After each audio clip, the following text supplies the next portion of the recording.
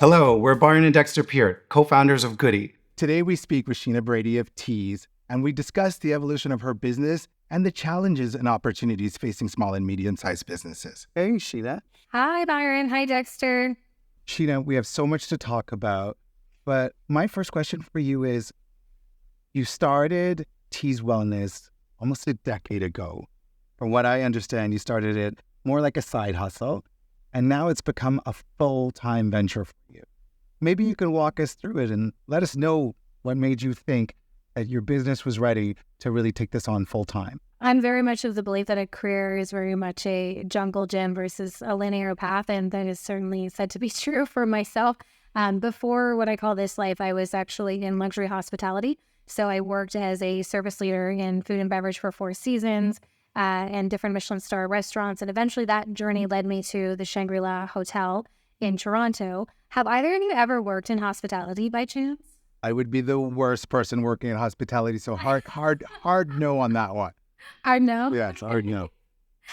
Okay. So the reason I ask is because anybody who's listening or watching who's ever worked in hospitality, they know it's a grind. It's nights, weekends, holidays, and I was clocking in 10, 12-hour, 13-hour, 14-hour days conservatively.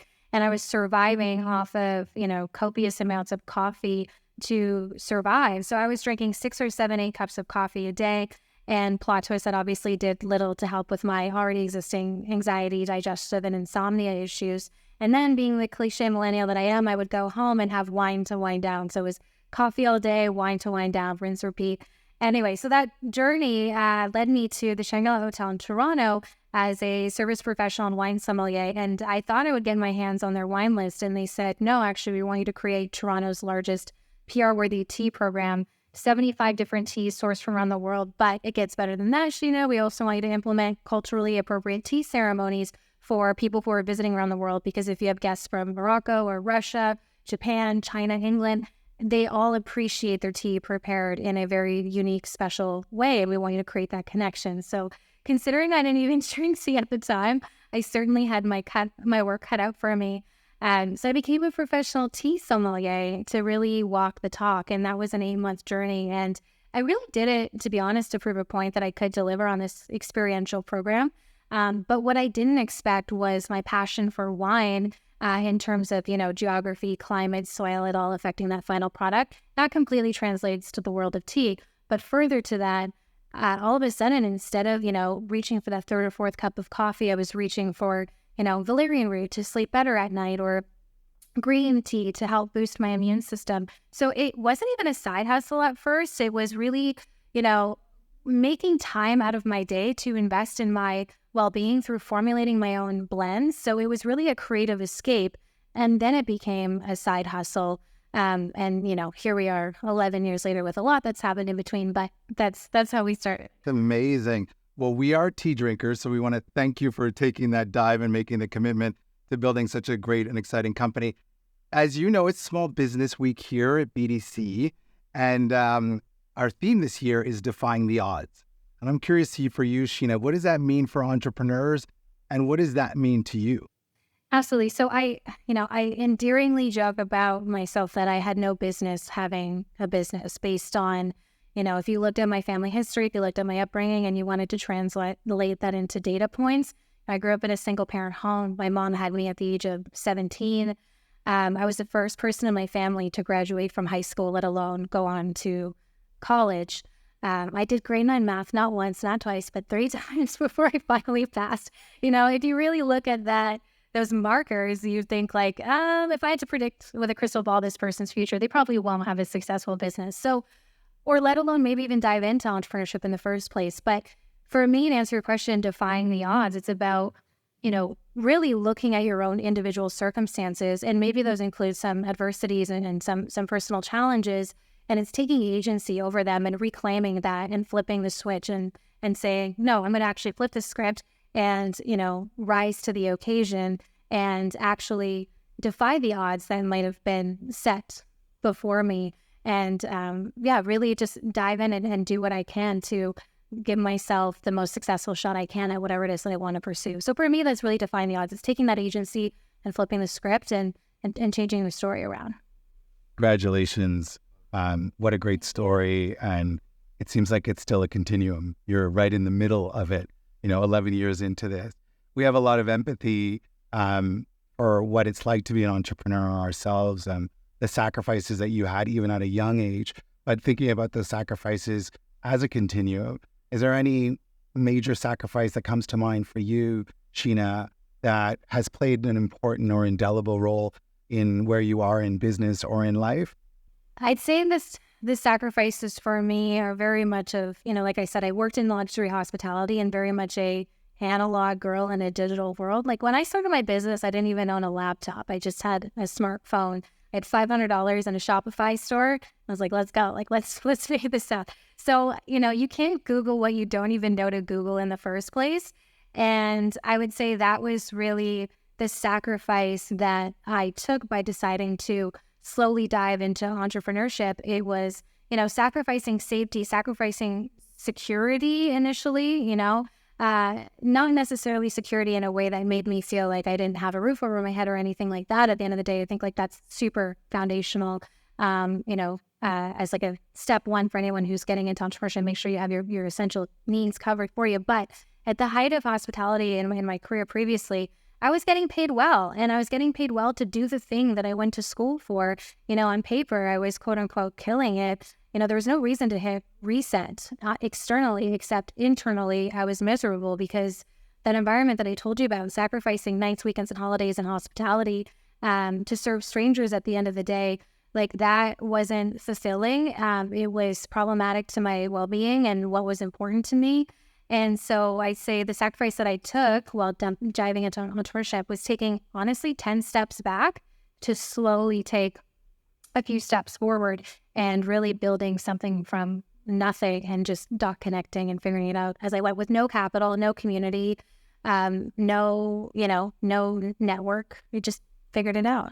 I absolutely love that, Sheena. And I think it's a story that needs to be told. And for young entrepreneurs and even entrepreneurs that are seasoned to be reminded, that it's not easy and it does take sacrifices and you've been able to overcome them. That's wonderful.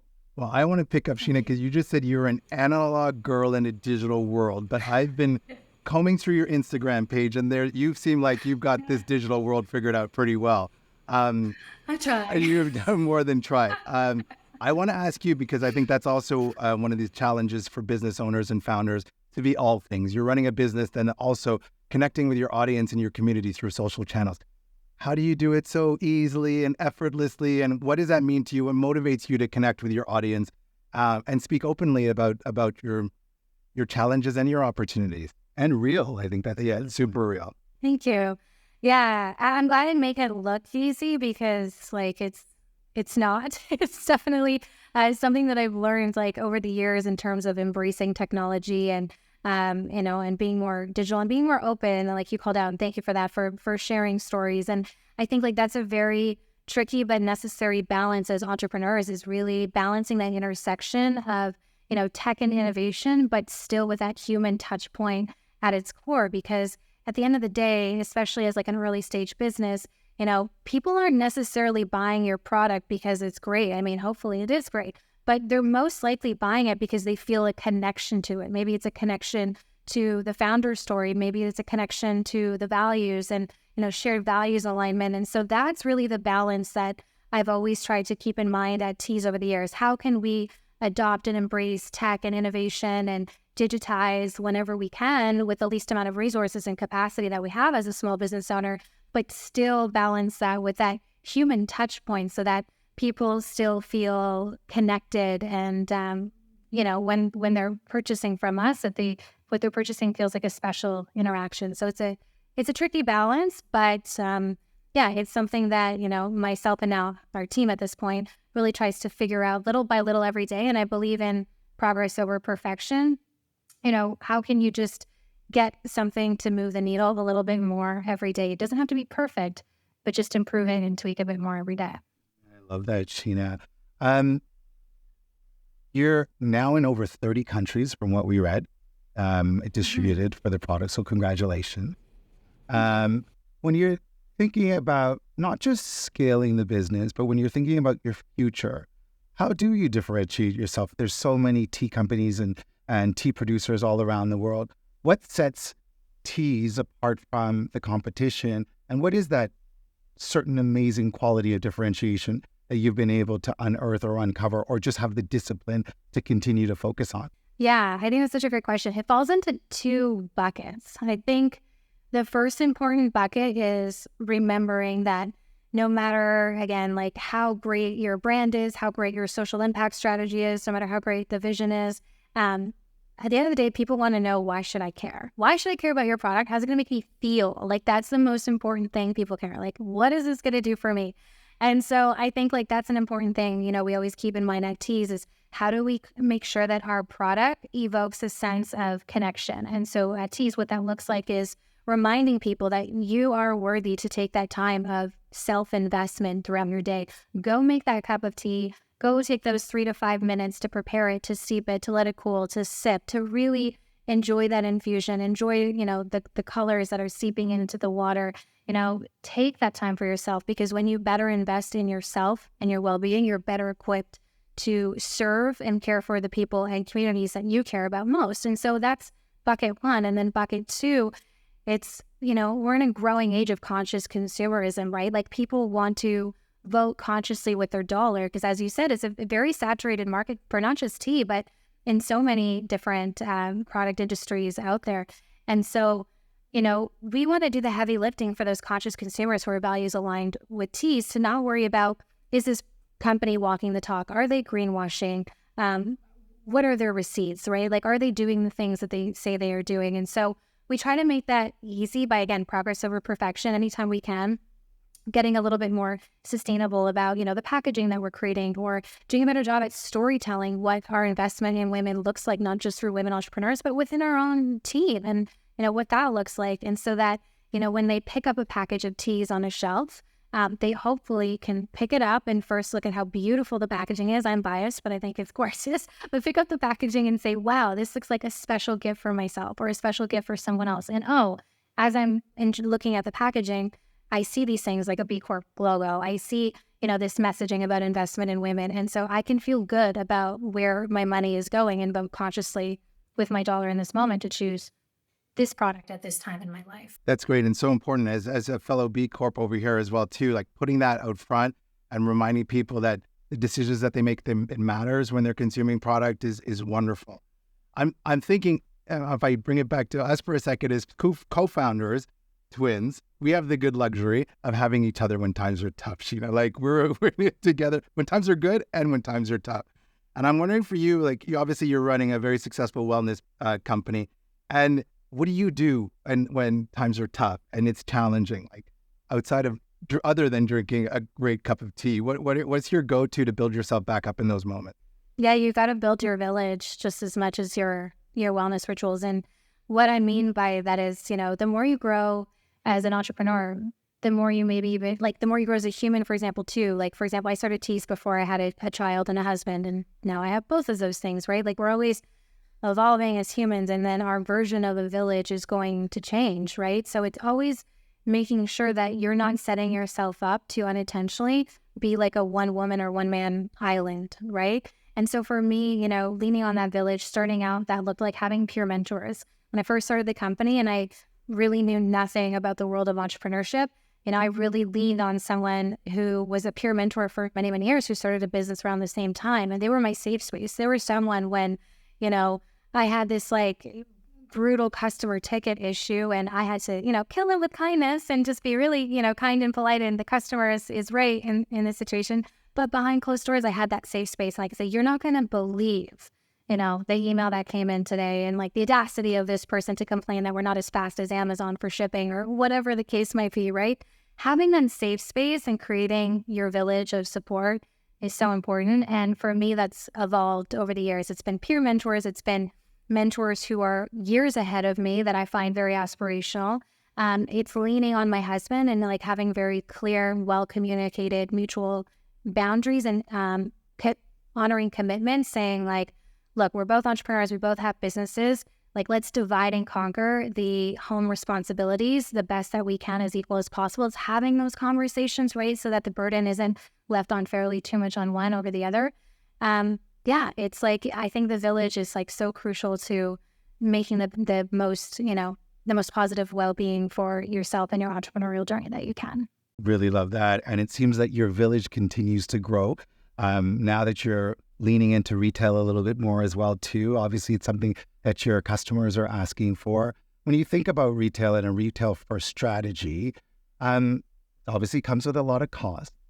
What is your take on the strategy first and foremost, how it's going? And maybe you can just help us share a little bit about sort of what those investments that it takes to be able to put a retail first strategy into place and why that's a winning strategy for you. Okay, I'm going to call Tease what you see today the current era of Tease.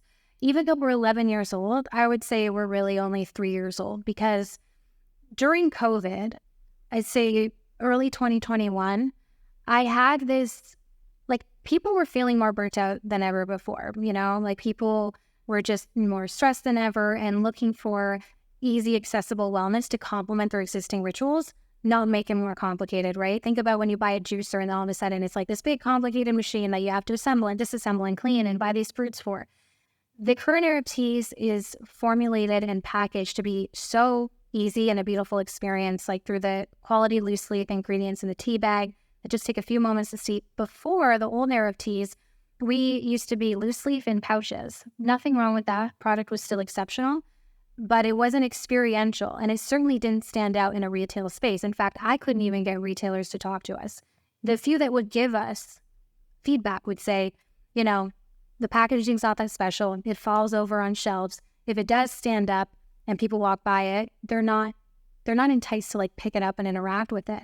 And so in the height of the pandemic, when I knew everyone was trying to get better at online, my online was great, but I knew that's not the future of retail. Like, your customers are everywhere. They're not just in one place. And I knew that even though Tease wasn't broken, in order to make sure that I was here for the long term, I needed to make some changes, and that included a big retail first strategy. So I metaphorically burned our entire product category to the ground, started from scratch 3 years ago, and made massive investments to the current era of Tease that you see today. And when we talk about progress over perfection, it was making it this beautiful gift-worthy packaging. And we thought, well, if we're going to make gift-worthy packaging, I'm one of those people that my soul, dies a little bit when I have to throw out beautiful packaging. So how can we make that packaging refillable? Okay, we came up with a refill format. So by being very intentional, the beautiful side effect is that we unintentionally created the world's first fully biodegradable and refillable tea collection. And we've since now launched into over 700 retail doors in the last 3 years. And that includes hundreds of independently owned retailers and some bigger retailers like Indigo, for example, HomeSense, soon Whole Foods, which we're really excited about. And so the retail first strategy, to, I guess, summarize, the approach, it's number one, like, how can you make your product feel special and look special from the moment people are looking at it? What does that look like for you? 2, your costs are everything. I remember when I was first chatting with the team about costs, I said, we're going to have to go 5 times cost of goods sold, which we'd never done before. And I had people saying, like, that's crazy. You can't justify selling anything for, like, in the tea category for 5 times cost of goods sold. But I knew if this was going to be a retail first strategy, I had to make sure that our retailers got good margins, that they were going to carry a profitable brand, that if we eventually wanted to bring in distributors who are also going to take 10 to 20%, that we had the margins to do that. And then most importantly, once the retailers and or distributors got paid, we were still profitable, right? And so those were really like the 2 foundational things in our retail first strategy. Oh, and sorry, the last part I'd say was making sure that we could fit a wider category matrix. And so what I mean by that is that when you think tea, you think like grocery, right? No, we wanted to be at that intersection of beauty, wellness, gifting, and high-end grocery. So it's like that 4 quad matrix. We identified the categories we wanted to be in, and we reverse engineered creating a product from scratch to be in those 4 categories, so that if one retailer was like, you know what, we're not interested in tea, but like in the grocery area, like, we can put you in our gifting section, for example, or we could see you in wellness or what have you. So it just allowed us to have a lot more category diversification. Great point. And I guess, because if I understand correctly, at one point you changed it from Tease tea to Tease wellness. And I would imagine that was also to widen the categorization, right? so that it wasn't like you were only seen as a tea resource, but also as effectively as a wellness company. Exactly. And our dream is to be called Tease one day, where just I can say Tease in like Starbucks and you know what I'm talking about. Like that's the goal. So we are technically just called Tease, like that's what we prefer. But people, like, we're still growing and still earning our name and our reputation. So Tease Wellness tends to be something more public facing, so that, again, to your exact point, like you're exactly correct, that people don't think of us as a tea company. We want to be a wellness company. And that also allowed us to diversify into tea and botanical infused adjacent products. So think coconut chamomile bath soaks and Earl Grey body scrubs and matcha face masks. It's, if people are going to take the time to invest in their well-being and their existing rituals, how do we make that easy with adding the right tea and aligned experiences with it? That is so wonderful. And I think you almost co-opted my next question, but it's a Small Business Week. Imagine us, you're almost at 3 years in, the way you've now redefined your in this era. Let's be back here 5 years from now for Small Business Week 2029. Where is Tease? Just Tease, not Tease Wellness. Where's Tease in 5 years? What are we looking forward to in the future? So my big audacious goal is to be on the shelves of Sephora. And when people first hear that, again, they're like, tea, Sephora, help me understand. But again, as we talked about, it's bridging that intersection of beauty and wellness. And when we think of beauty and wellness, it really starts from within. It's how we take that time to treat our bodies and respect our bodies and honor our bodies to better show up for ourselves and the people around us. And that's true inner beauty and inner wellness, right? And I think if we're starting to see supplements slowly enter some big beauty retailers like Sephora and Credo Beauty, to me, tea is the logical next thing. And on one hand, I find it super inspiring and empowering that there is no tea company on the shelves of Sephora yet, and we have a chance to be the first. But on the other hand, that carries a heavy responsibility to prove that we are worthy, not just as teas, but in the tea category, to be on their shelves. Great. I think that's a great way to identify with defying the odds of to Dexter's point of Small Business Week. You are clearly defying them. I want to just also add, which I love that you speak about your era. And I think oftentimes entrepreneurs think about the whole long path of their business and companies. But at the end of the day, as you said, sometimes it takes changing things, breaking things, adapting to the market, and also adapting to your original goal as well too. And it is eras. They're almost chapters in a book. So I'm excited to witness you and your progress and all your successes in this era. The Dexter's question, I can't wait to see what the next era looks like as well too. But we're wishing you all the best. And I mean, we can't thank you enough for giving us this time to share your story with us. And I'm sure that all the audience will also appreciate it as well too. Great. Thank you for having me, Byron and Dexter. This was a pleasure. Enjoyed our conversation today. So did we. Happy Small Business Week. Don't miss BDC's upcoming webinar on October 22nd to dive into the findings of their latest study on the future of SMEs.